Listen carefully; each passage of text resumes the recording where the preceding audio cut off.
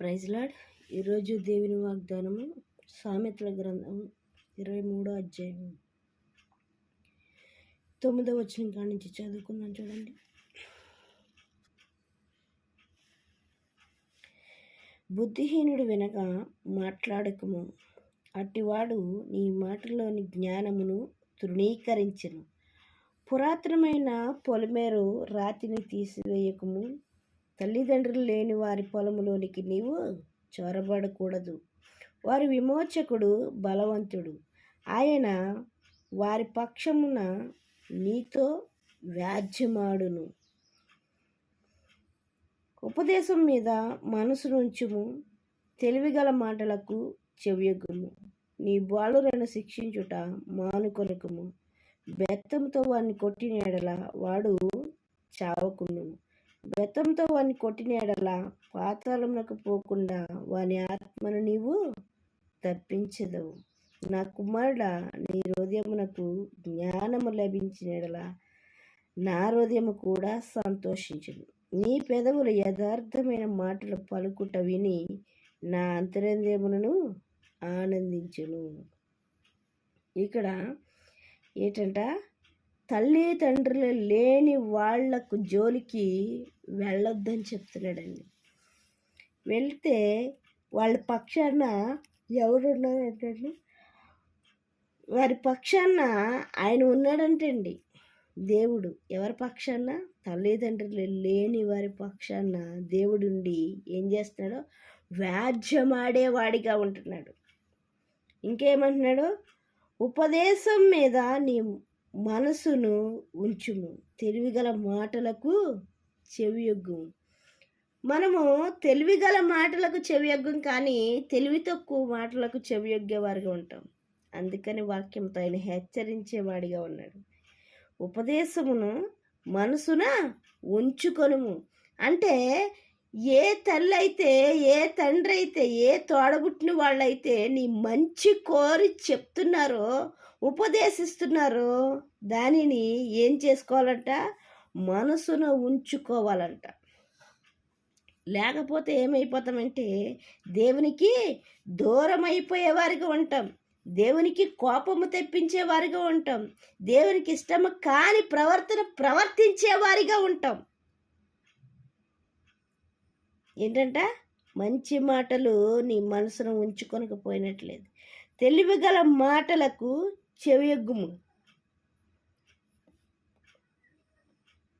నీ బాలురను శిక్షించుట మానుకొనకము అంటున్నాడు. ఏం చేయాలంట? మన బిడ్డల్ని శిక్షించేవారిగా ఉండాలంట. ఏదైనా తప్పు చేస్తే మనం వాళ్ళకి శిక్ష వేసేవారిగా ఉండాలి. శిక్ష వేసేవారిగా ఉండాలి. కానీ ఆ శిక్ష ఎలాగ ఉండాలంటే చూడండి, బెత్తంతో వాడిని కొట్టినేడలా పాతాళమునకు పోకుండా వాని ఆత్మను నీవు తప్పించదవు. బెత్తంతో వాడిని కొట్టినేడలా వాడు చావకుండును. చచ్చేలాగా కాదండి కొట్టడం. కొట్టాలి, కానీ నీ పిల్లల్ని ఎలా కొట్టాలంట? చచ్చేలాగా కాదు, చచ్చిపోయేలాగా కాదు కొట్టేది. ఎందుకంటే వాళ్ళని మంచి మార్గంలో పెట్టడానికి మాత్రమే కొట్టేదానిగా ఉంటున్నావు. మంచి మాటలు మాత్రమే నేర్పించేవాడిగా ఉంటున్నావు. మంచి ప్రవర్తన మాత్రమే నేర్పించేవాడిగా ఉంటున్నావు. ఇంకా దేవుని యందు విశ్వాసముతో, నమ్మకముతో ఎదగడము నేర్పించేదానిగా ఉంటున్నావు. అంతేగాని వాళ్ళు చావాలని కాదు, చచ్చేలాగా కాదు కొట్టేది. ఏమంటున్నాడు? బెత్తముతో వానిని కొట్టినలా పాతాళమునకు పోకుండా వాని ఆత్మను నీవు తప్పించదవు. లోకంలో ఉన్న పిల్లల మీద ఎంతో ప్రేమ చూపిస్తామండి. అది నిజమైన ప్రేమ అయితే ఫస్ట్ వాళ్ళ పాతాళానికి వెళ్ళకుండా, నరకానికి వెళ్ళకుండా వాళ్ళని రక్షించుకోవడానికి మనం ప్రయత్నించేవారిగా ఉండాలి. ఎందుకంటే లోకంలో వాళ్ళకి చిన్న దెబ్బ తగిలితేనే మనం వెలువెల్లడాడిపోయే మనము వాళ్ళ నరకమును నలిగిపోవుట మనకిష్టం కాదు కదండి. ఎందుకంటే మన బిడ్డలు అక్కడ నలిగిపోవుట మనకిష్టం లేదు.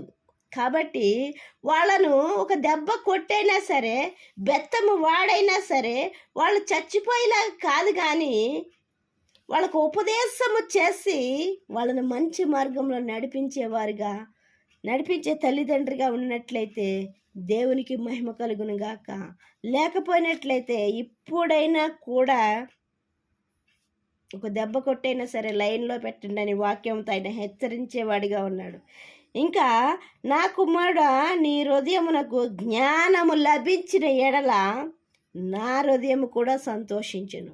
నీకెప్పుడైతే జ్ఞానం ఉంటుందో అప్పుడు దేవుని యందు విశ్వాసము కలిగి నమ్మకముతో నిరీక్షణతో భయభక్తులతో ఉండేదానిగా ఉంటున్నావు. కాబట్టి అప్పుడు ఏం కలుగుతుందంట? దేవునికి సంతోషము కలుగుచున్నదంట. ఇంకా నీ పెదవులు యథార్థమైన మాటలు పలుకుట విని నా అంతరేంద్రియములు కూడా ఆనందించును.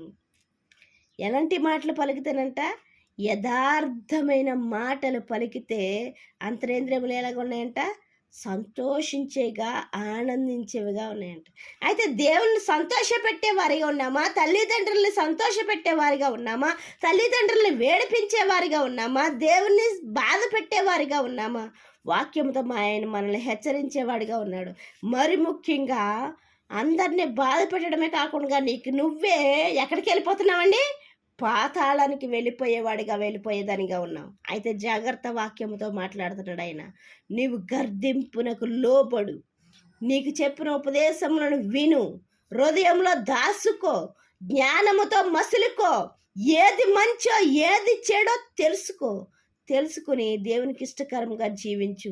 ఆ నరకం నుంచి తప్పించబడ్డానికి సిద్ధపాటు కలిగి ఉండు. దేవుడి చిన్న పరిశుద్ధ వాక్యం దీవించును గాక. వాక్య పరిచర్యలో మీ సహోదరి. ఆమేన్.